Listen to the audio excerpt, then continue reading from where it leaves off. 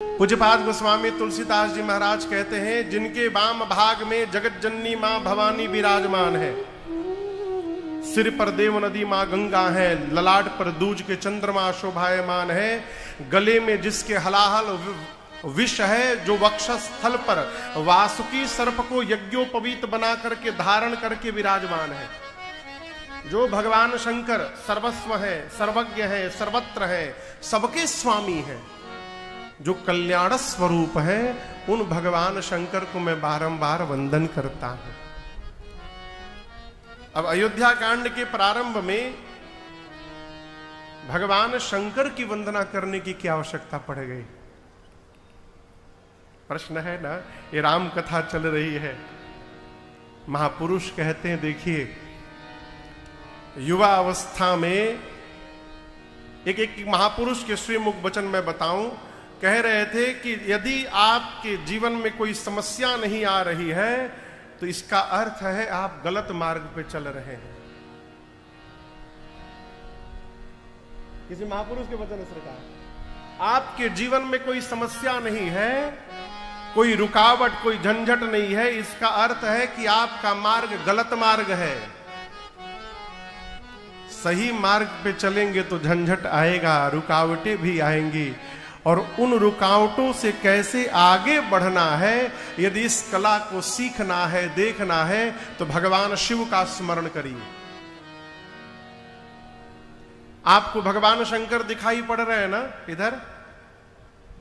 आपको लग रहा हो कि बड़े आनंद में बाबा रहते हैं। आनंद में तो रहते हैं, लेकिन इसका अर्थ ये नहीं कि इनके पास झंझट नहीं है। इतना झंझट है कि आप कल्पना नहीं कर सकते। भगवान शिव के गले में सर्प विराजमान है, बगल में कार्तिकेय जी की सवारी मोर भी है। एक ही परिवार में मोर के आगे सांप भी बैठा है, आप दर्शन करिए। गणपति भगवान मूसक पर चलते हैं, सर्प के सामने मूसक भी बैठा हुआ है। बड़े लोगों के घर में पार्किंग की व्यवस्था होती है गाड़ी की। कैलाश में भी बाबा ने पार्किंग बनाया है, जहां बाबा की सवारी, मैया की सवारी खड़ी रहती है। एक ही साथ नंदी महाराज और सिंह भी खड़े हुए हैं, लेकिन दर्शन करिए, सिंह नंदी को नहीं स्पर्श करता, सर्प मूसक को स्पर्श नहीं करता, मोर सर्प को स्पर्श नहीं करता। इतने विरोधाभास रखने वाले भाव से जीवों को एक साथ रखकर भगवान शंकर आनंद में बने हैं। कैसे बने हैं, ये सीखने का विषय है। कैसे बने हैं?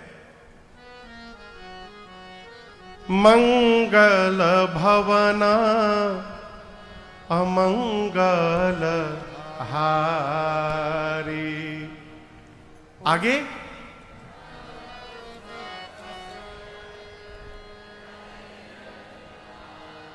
यही नहीं बोलना था,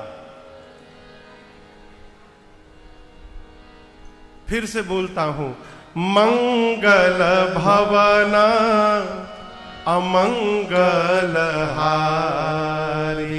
आगे उमा सहित जही जपत पुरारी। पूज्यपाद गोस्वामी तुलसीदास जी महाराज कहते हैं कि भगवान शंकर मेरी मां भवानी जी के साथ बैठकर कैलाश में जपी जे पिय संग भवानी, सहस नाम सम सुनि शिव पानी। मेरी मां पार्वती और भगवान शंकर दिन रात बैठ करके राम जी के नाम का कीर्तन करते हैं। और याद रखिएगा, जिस परिवार में भगवान का भजन होता हो, जिस परिवार में भगवान का कीर्तन होता होगा, उस परिवार में कितने भी झंझट समस्या क्यों ना आ जाए, परिवार के आनंद में कभी कोई कमी आने वाली नहीं है। जीवन में, जवानी में, युवा अवस्था में झंझट आएगा, समस्याएं आएंगी। उन समस्याओं से कैसे आगे बढ़ना है, भगवान शिव की तरह भजन में प्रवेश करके रहिए। भजन में प्रवेश करने का अर्थ ये कदापि नहीं है कि नौकरी छोड़ दे, व्यापार छोड़ दे, कदापि नहीं। मन से भगवान के शरण में रहिए और शरीर से जगत का व्यवहार करते रहिए। दूसरे श्लोक में पूज्यपाद गोस्वामी तुलसीदास जी महाराज ने मेरे प्रभु के मुख की वंदना की।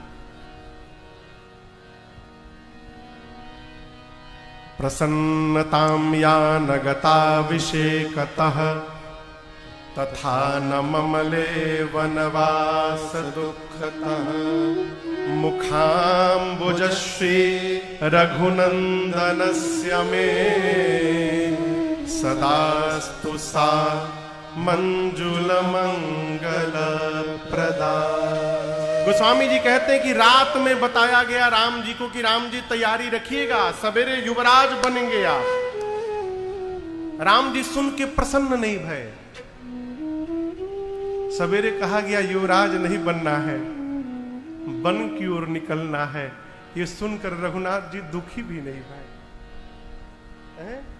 गोस्वामी जी कहते हैं जिन प्रभु का मुखमंडल सर्वकाल एक रस में बना रहे, वो भगवान का मुख भक्तों का सर्वकाल मंगल करने वाला है।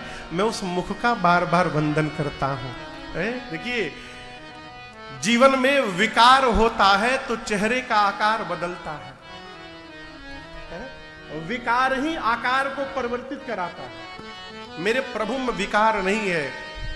लक्ष्मण भैया कहते हैं सकल विकार रहित गत भेदा, कहीं नित नेत निरूप ही वेदा।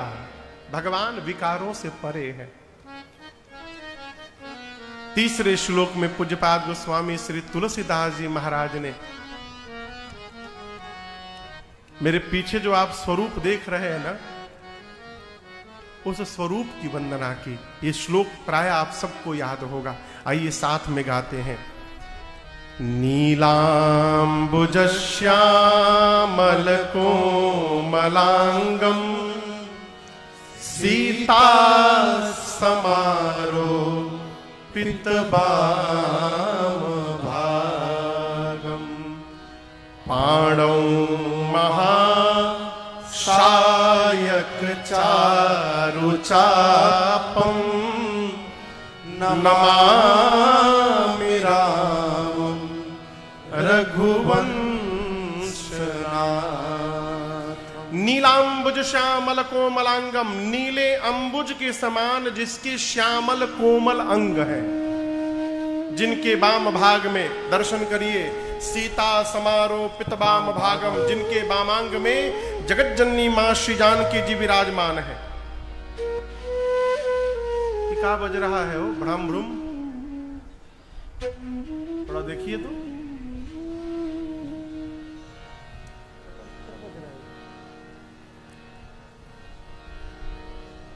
जिन्होंने अपने हाथ में पाणौ, उभौ दोनों हाथ में, पाणौ महाशायक चारु चापम, महान सायक यानी बाण, चारु यानी सुंदर, चाप यानी धनुष।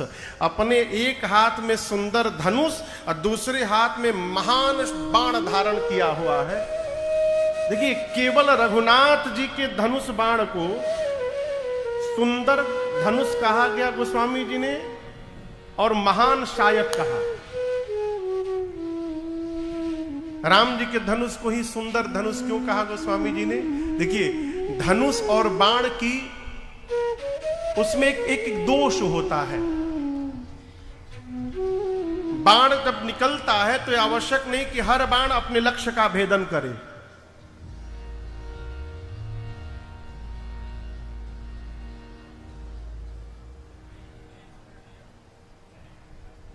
बाराती बचे हुए हैं का कोई अभी?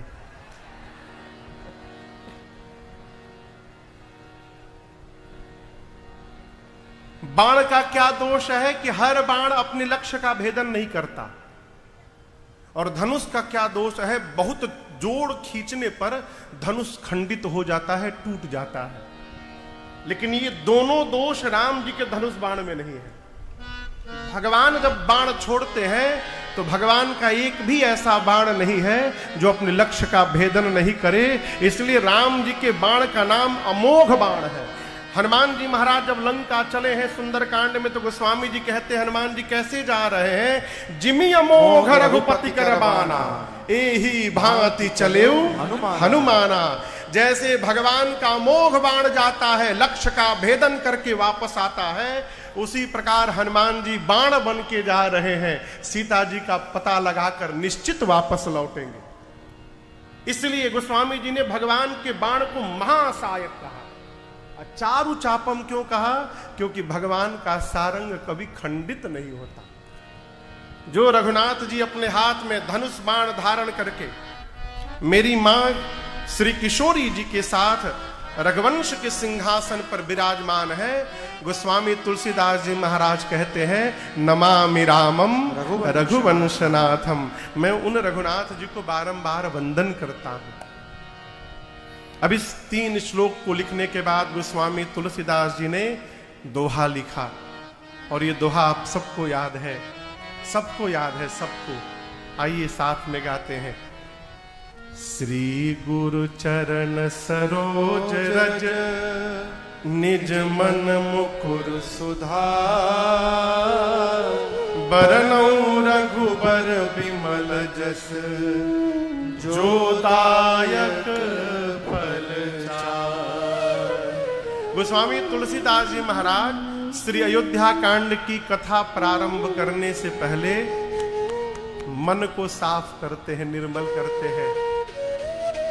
देखिए, गुरु चरण रज की वंदना तो गोस्वामी जी बाल कांड में ही कर चुके हैं। बंदौ गुरु पद पदुम सुरुचि सुबास सरस अनुरागा। परंतु अयोध्या कांड के प्रारंभ में पुनः गुरु चरण रज का स्मरण किया क्यों? महापुरुष कहते हैं, देखिए अयोध्या कांड में गोस्वामी तुलसीदास जी भगवान से अधिक भगवान के भक्त की कथा गाने जा रहे हैं। आप समझ रहे हैं मेरी बात? अयोध्या कांड में भगवान की कथा कम है, भगवान के भक्त की कथा अधिक है। कौन से भक्त?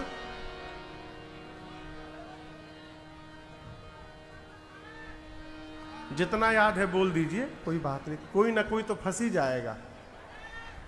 भरत भैया की कथा। किसकी कथा? भरत भैया की कथा। और आपसे एक निवेदन करूं, चित्रकूट में रात्रि में मां सुनैना ने श्री जनक जी महाराज जी से एक बात कही। जब सब लोग चित्रकूट में थे ना, अवध समाज भी आया था, तो रात्रि में मां सुनैना श्री जनक जी महाराज से कहती हैं कि प्रभु, मैं कौशल्या जी से मिलने गई थी, तो कौशल्या जी ने हमसे एक बात कही है आपसे निवेदन करने के लिए। वो कह रही हैं कि आप ऐसा कुछ कर दें कि राम जी लक्ष्मण जी को छोड़ करके अब भरत जी को अपने साथ में रख लें। यदि भरत जी राम जी के साथ वन में नहीं रहेंगे प्रभु, तो कौशल्या जी को संशय है कहीं भरत जी अपने प्राण का त्याग न कर डाले।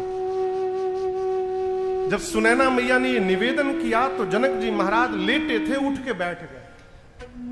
बोले, सुनैना, मैं आपसे एक बात आज कहने जा रहा हूं। मैं विदेही हूं, विदेहराज जनक हूं। मेरे मन की गति ब्रह्म के चिंतन में प्रवेश कर चुकी है। मैं ब्रह्म के विषय में बोल सकता हूं। मैं नीति को ठीक से जानता हूं, मैं नीति की व्याख्या कर सकता हूं।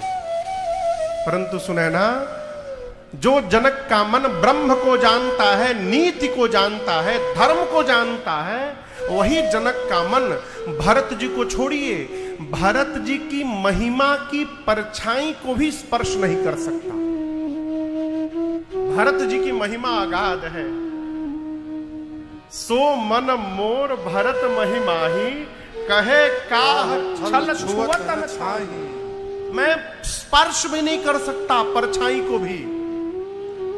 सुनैना जी ने कहा, भरत जी की इतनी महिमा है, फिर भरत जी की महिमा संसार में कौन जानता है?